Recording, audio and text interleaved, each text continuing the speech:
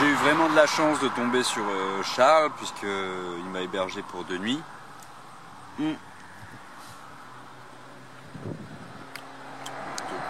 Il m'a avancé d'au moins 20 km après Fredericton. Je sais pas si c'était un endroit très stratégique. Là, j'ai un peu peur parce qu'il y a des gros nuages et que si personne ne vient me chercher là, eh ben, je suis mal. Donc là, je suis planté sur la route 33 qui est censée m'amener à Miramichi, ma prochaine étape avant de rejoindre la Gaspésie. Donc là, je suis un peu perdu au milieu de la nature. Je ne peux compter que sur les gens. Si personne ne vient me chercher, je risque de passer ma nuit là. C'est toujours un peu stressant d'être sur des grandes routes comme ça où il n'y a rien en fait, où il n'y a même pas un endroit pour s'abriter. Dans tous les cas, j'ai tout ce qu'il faut pour protéger mes affaires. Après, c'est juste que moi je prendrai la flotte, quoi, et ça, ce sera un peu moins cool.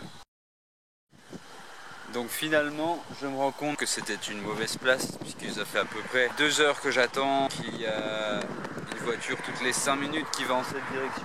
Celles qui vont tout droit, tracent, vont très vite, elles ne voudront pas s'arrêter sur le bas-côté. Et celles qui bifurquent à droite sont très rares et ralentissent très peu également. J'aurais préféré rester un peu à l'extérieur de Fredericton et avoir plus de voitures qui iraient plus loin en cette direction que d'être déposées 20 km après pour être au milieu de nulle part en fait et que les voitures aient à peine le temps de me voir. Donc voilà, j'espère qu'il y aura quand même au moins une voiture qui s'arrêtera, sinon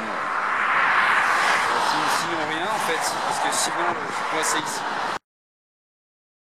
Je crois que la chance me sourit enfin, puisqu'en fait au bout de la bretelle il y a un stop et donc les voitures ralentissent, logique. Il me suffisait de marcher 300 mètres plus loin et ça aurait été bien plus pratique et ça m'aurait peut-être évité d'attendre 2 heures. Donc là je suis quelque peu dégoûté, ça fait bientôt 3 heures que j'attends et aucune voiture ne s'est encore arrêtée et la seule chose positive à l'heure actuelle c'est qu'il fasse beau, c'est tout. Le peu de voitures qui passent dans le sens où je veux aller minimise encore plus les chances que je sois arrivé à Miramichi ce soir. Et un autre point positif c'est qu'il y a des maisons alentour, donc si vraiment la nuit vient à tomber, j'irai frapper aux portes et j'irai voir si ces gens peuvent m'héberger et qui ne seront pas aussi cruels que les gens qui passent et qui tirent la gueule en voiture.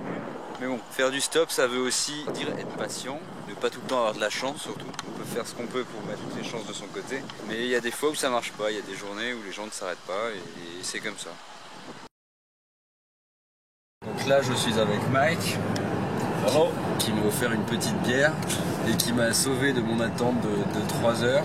Je vais faire 1h30 de route avec lui, ça rattrape pas tout à fait mon retard, mais bon, je vais accélérer un petit peu. What is the town where you live? Came from Fredericton, headed to Miramichi. Miramichi, this is the pronunciation. Miramichi, et voilà. Il est 6 heures, Mike m'a déposé à 20 minutes de Miramichi, donc il m'a dit que je ne devrais pas avoir trop de problèmes à rejoindre la ville avant la nuit, donc voilà.